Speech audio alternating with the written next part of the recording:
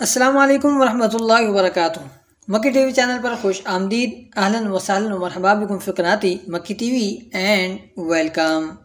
آج کی ویڈیو میں بات کریں گے کہ نعمان عثمان پر دباؤ ڈالنے کے لیے کون سے 3 طریقے اختیار کر سکتا ہے، اورحان کو کیسے اغوا کیا جائے گا اور اورحان کے اغوا میں بیندر کون سا کردار ادا کرنے والا ہے، کیا جیر کوتاہی کا کردار ختم کیا جا رہا ہے اور آنے والے نئے دشمن کون ہوں گے، اور بات ہوگی گزشتہ قسط کی ریٹنگ کی، اور بات کریں گے کہ کالج عثمان کی آنے والی قسط کو اب تک کا سب سے بڑا چیلنج درپیش ہے۔ جانیے گا کہ یہ چیلنج کیا ہے۔ تو چلیے تفصیل سے بات کر لیتے ہیں، مگر تفصیلات سے قبل مکی ٹی وی آپ سے درخواست کرتا ہے کہ اگر آپ ہمارے چینل پر نئے ہیں اور آپ نے اب تک ہمارے چینل کو سبسکرائب نہیں کیا تو ہماری درخواست ہے کہ ابھی کر لیجئے، ساتھ ہی ساتھ بیل آئیکن بھی ضرور پریس کر لیجئے تاکہ آپ کی رسائی مکی ٹی وی کی ہر ویڈیو تک آسانی سے رہے۔ تو چلیے بات کی ابتدا کرتے ہیں پہلے موضوع سے۔ ناظرین کرام، آنے والی خبروں کے مطابق اورحان کو اغوا کر کے منگول چھاؤنی یا قرارگاہ میں لے جایا جائے گا اور اس کے اغوا میں بیندر سردار نعمان کی مدد کرے گا۔ اغوا کے بعد اورحان پر تشدد کیا جائے گا اور اس کے ساتھ وہی سلوک کیا جائے گا جو سلوک پہلے ترگت کے ساتھ کیا گیا تھا۔ اسی وجہ سے پہلے عثمان منصوبے کے مطابق نعمان کا ساتھ دے گا اور اس کے ماتحتی میں کام کرے گا اور پھر بعد میں اس کے خلاف کھل کر سامنے آ جائے گا۔ دوسرے موضوع پر بات کرتے ہیں۔ جہاں تک بات ہے جیر کوتاہی کے کردار کی یا اس کے خاتمے کے حوالے سے، تو اس کی طرف یہی بات ہے، یہ دلیل سامنے آئی ہے، یہ بات سامنے آئی ہے کہ جیر کوتاہی کچھ عرصے سے سیٹ پر نہیں آ رہا۔ مارکیٹ میں یہ افواہیں گردش کر رہی تھیں کہ آنے والی قسط میں اس کا کردار ختم کیا جا رہا ہے، مگر کوئی مصدقہ اطلاع نہیں تھی۔ ممکن ہے کہ اس کا علاج چل رہا ہو۔ بہرحال اس حوالے سے جیسے ہی کوئی نئی خبر سامنے آئے گی ہم اپنے ناظرین کے ساتھ ضرور شیئر کریں گے۔ اور اب بات کرتے ہیں تیسرے موضوع کی۔ تیسرا موضوع یہ تھا کہ نئے دشمن کون ہیں جو آنے والے ہیں۔ تو چلیے بات کرتے ہیں کہ آنے والے نئے دشمن کون ہو سکتے ہیں۔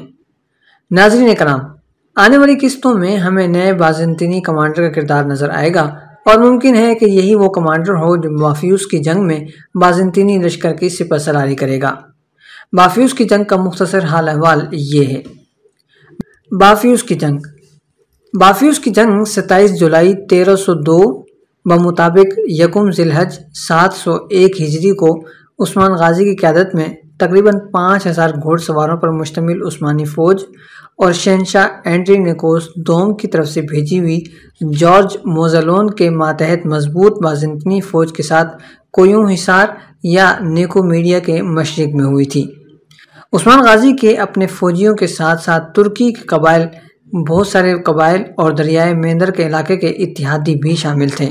بافیوس کی جنگ میں عثمان غازی فتح یاب ہوئے اور یہ جنگ عثمانی ریاست کے لیے پہلی بڑی فتح تھی۔ اس جنگ میں جارج موزلون نیکومیڈیا بھاگ گیا اور بازنطینیوں نے بیتھینیا کا کنٹرول ہمیشہ کے لیے کھو دیا اور بورسا کے قریب بہت سے قلعے عثمان غازی کے ہاتھ آ گئے۔ اسی طرح بافیوس جنگ نے بازنطینیوں کو ایشیا سے بھی بہت پیچھے ہٹا دیا اور ان کا اس حوالے سے بہت نقصان بھی ہوا۔ بافیوس جنگ کے دوسرے سال یعنی 1303 میں دوبارہ شہنشاہ اینڈرینیکوس کی فوج کے ساتھ ڈیمبوس جنگ ہوئی، جس کی تفصیلات پھر کبھی صحیح۔ ان سب کے علاوہ فریگ، اولوف اور اوکتم کے کردار بھی ختم ہونے سے یہ بات تو واضح ہے کہ جلد ہی نئے دشمن سامنے آئیں گے۔ ہمارا خیال ہے کہ آنے والی 2 قسطوں کے اندر کالج عثمان میں شمولیت اختیار کرنے والی نئی شخصیات سامنے آ جائیں گی اور ہو سکتا ہے کہ وہ صلیبی کمانڈر ہوں یا پھر اپنے ہی قبائل میں سے کوئی غدار۔ مزید یہ کہ عثمان دوبارہ مرمرجیک قلعہ فتح کرے گا اور عثمان غازی کا اگلا ہدف یہی ہوگا، کیونکہ عثمان غازی نے اننگول قلعہ تو حاصل کر ہی لیا ہے، تو ظاہراً اب عثمان کا اگلا ہدف مرمرجیک قلعہ ہی ہوگا۔ ہم نے اپنے ناظرین کو پہلے ہی آگاہ کیا تھا کہ کان یالچین یعنی اوکتم سردار کے کردار کو ختم کیا جا رہا ہے، کیونکہ وہ الپرسلان سیریز میں الپرسلان کے بڑے بھائی کاورت سردار کے طور پر سامنے آئیں گے اور ہماری یہ خبر درست ثابت ہوئی ہے۔ اب بات کر لیتے ہیں اوکتم بے کی شہادت کے حوالے سے۔ ناظرین کرام، ڈیرلش ارطغرل ہو یا کالج عثمان، ایسے بے شمار مواقع ہمیں دیکھنے کو ملے جہاں عثمان کے قریبی سرداران یا رشتہ داروں میں سے کسی کو گرفتار کیا گیا اور پھر ارطغرل یا عثمان نے وہاں قیدیوں کا تبادلہ کر کے اپنے اسیر کو رہا کروایا۔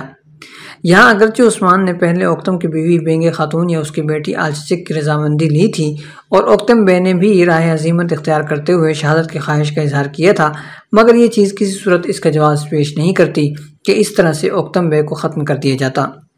بارہا ایسا ہوا ہے کہ عثمان نے دشمن کی موت مؤخر کر کے اپنے قریبی شخص کی جان بچانے کو ترجیح دی ہے۔ ہمیشہ یہی ہوتا آیا ہے اور غالباً یہی بہتر بھی ہے۔ اسلام بھی اسی بات کی تائید کرتا ہے کہ مسلمان کی جان ہر چیز سے بڑھ کر ہے، حتیٰ کہ مسلمان اپنے ایک ایک قیدی کو چھڑانے کے لیے 10 کافروں کی رہائی سے بھی نہیں ہچکچاتے تھے۔ عقلاً بھی یہ چیز سمجھ آتی ہے کہ اگر منگول اوکتم کو مروجہ قلعے میں شہید کر دیتے تو یہ درست تھا، یا پھر اگر یہاں ایناگول میں لے ہی آئے تھے تو عثمان منگولوں پر حملہ کر کے اوکتم صاحب کو چھڑا سکتا تھا، یا کم از کم فصیلوں پر تعینات تیر اندازوں کے ذریعے منگولوں کو ٹف ٹائم دے سکتا تھا، مگر ایسا نہیں ہوا۔ اب اس صورت میں 2 ہی صورتیں باقی رہ جاتی ہیں۔ نمبر 1، منگول عثمان سے بہت طاقتور ہیں، حتیٰ کہ وہ عثمان کو بھی ختم کر سکتے ہیں۔ نمبر 2، عثمان غازی منگولوں سے زیادہ طاقتور ہیں اور وہ حملہ کر کے اوکتم سردار کو بچا سکتے ہیں۔ اس لیے ہمارا خیال ہے کہ اگر اوکتم کی شہادت والا سین اولوف کے مرنے سے پہلے دیا جاتا تو یہ زیادہ بہتر تھا۔ اور اب بات کر لیتے ہیں قسط نمبر 118 کی ریٹنگ کے حوالے سے۔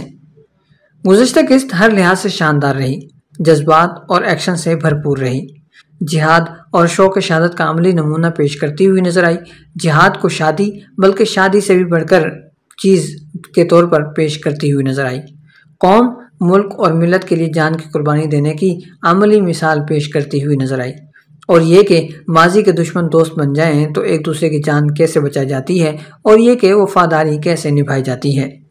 ان سب مناظر اور واقعات پر مشتمل شاندار قسط کی ریٹنگ بھی بہترین رہی اور ریٹنگ 8 اور 9 کے درمیان حاصل ہوئی۔ گزشتہ قسط کا مارکا تو سر ہو چکا، مگر آنے والی قسط کو اب تک کے سب سے بڑے مارکے کا سامنا ہونے جا رہا ہے۔ جی ہاں، آنے والے بدھ کی شام جب کولوش عثمان کی قسط نشر کی جا رہی ہوگی تو ٹھیک اسی وقت کولوش عثمان کو اپنے سب سے بڑے حریف پروجیکٹ کا بھی سامنا کرنا پڑ رہا ہوگا۔ شاید بات سمجھ نہیں آ رہی تو چلیے تفصیل سے سمجھاتے ہیں۔ کولوش عثمان باکمال پروجیکٹ ہے ہر اعتبار سے، جبکہ ریٹنگ میں بھی سب کو پچھاڑ کر رکھ دیتا ہے، مگر چند ایک پروجیکٹ ایسے ہیں جو کولوش عثمان کو بھی پچھاڑ کر رکھ دیتے ہیں، مگر یہ پروجیکٹ بدھ کی شام کو نشر نہیں ہوتے، یعنی یہ مضبوط ریٹنگ رکھنے والے پروجیکٹس الگ الگ دنوں میں نشر کیے جاتے ہیں۔ کوئی بدھ کو ہوتا ہے تو کوئی منگل کو ہوتا ہے، کوئی جمعرات کو تو کوئی ہفتے کو اور کوئی اتوار کو، لہٰذا اپنے اپنے دن میں یہ جھنڈے گاڑ دیتے ہیں اور پہلے نمبر پر رہتے ہیں، اور اس دن جو باقی ڈرامے نشر ہوتے ہیں یہ ان سب سے آگے آگے رہتے ہیں۔ مگر اس بدھ کو TRT1 یعنی ترکی کے سرکاری چینل پر نشر ہونے والا ایک ایسا ڈرامہ جو ہفتے کی شام کو نشر ہوتا ہے، کسی کھیل یا مقابلے کی وجہ سے اس ہفتے بدھ کی شام یعنی 2 دن پہلے نشر کیا جائے گا۔ یہ وہ باکمال پروجیکٹ ہے جو کئی بار کولوش عثمان کو بھی پچھاڑ چکا ہے اور سیزن 1 سے اب تک کولوش کو صحیح معنوں میں ٹکر دیتا آیا ہے۔ اس ہفتے جب 2 حریف آمنے سامنے آنے والے ہیں تو دونوں کے لیے ہی بہت بڑا امتحان ثابت ہونے والا ہے، اور دیکھنا اب یہ ہے کہ کون کسے پچھاڑتا ہے۔ کولوش عثمان کو یا اس کی آنے والی اگلی قسط کو اس بار شاندار قسم کا ایک نئے قسم کا مارکا درپیش ہے، اور اب دیکھنا یہ ہے کہ کون کسے پچھاڑتا ہے، TRT1 ATV کو یا پھر کولوش عثمان اپنے مد مقابل کو، یا کولوش عثمان کا مد مقابل کولوش عثمان کو۔ اس بارے میں ہم آنے والی جمعرات کو تفصیل سے بات کریں گے۔ ہم امید کرتے ہیں کہ ویڈیو آپ کے معیار پر پوری اتری ہوگی۔ آپ ویڈیو کے حوالے سے کمنٹس کیجئے، اپنی رائے کا کھل کر اظہار کیجئے۔ یاد رکھیے، الفاظ آپ کی شخصیت کی پہچان ہوتے ہیں، لہٰذا مہذب اور خوبصورت الفاظ کا استعمال کیجئے۔ ویڈیو پسند آئی ہو تو لائک کرنا مت بھولیے گا، ساتھ ہی ساتھ ہمیں دیجیے اجازت۔ ملتے ہیں بہت جلد ایک نئی ویڈیو کے ساتھ۔ والسلام علیکم ورحمۃ اللہ وبرکاتہ۔